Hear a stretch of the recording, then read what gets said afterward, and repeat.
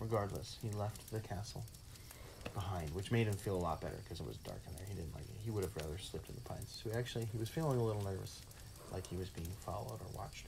So he actually climbed a pine tree that night and slept in the pines. He tied himself to it with his belt. And he slept up in a tree just in case, because with no fire, it was a little bit colder. But he had his coat and his sword, so he wasn't that afraid. And he found the edge of the woods the day after. He'd been gone over a week now from home. It's at 7 days and 7 nights. And he found the edge of the woods. He came upon a clearing. And in the middle of the clearing was a big boulder. And on the boulder sat the biggest person he'd ever seen before in his life. And he said, and he didn't say anything because he was very afraid, because you usually don't talk to strangers when you travel, and you definitely don't talk to strangers that can kill you. But the giant had very good hearing, so he said, "Who are you?" And Timmy didn't want to make him angry, so he answered him right away. He knew he was there. He said, I'm a traveler, come from afar off, traveling through these lands. And Giant said again, "Who are you?" And then so he's like, oh, he must mean my name. So he said, "I am Timmy the Brave."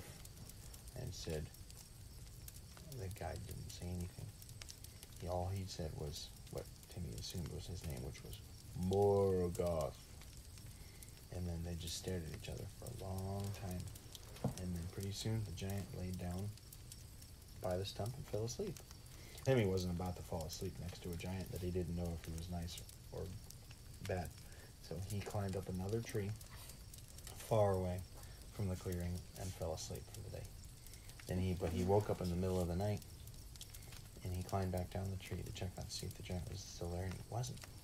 So he followed the big footprints across a couple more fields, and he finally found this cave. It was more like a cliff that was leaning over, but somebody obviously lived there, and he found the giant cooking in a pot.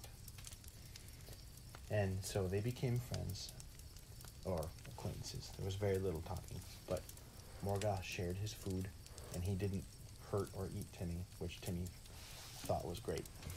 He decided he'd got to talk to this giant, or just go home, one of the two, because his grandfather hadn't warned him at all about anybody living in these parts. He was just looking for the canyon, the lost fort. So finally, he tried to communicate with the giant. So he said, "Canyon." And after drawing the shape of a big hole in the earth, in the dirt,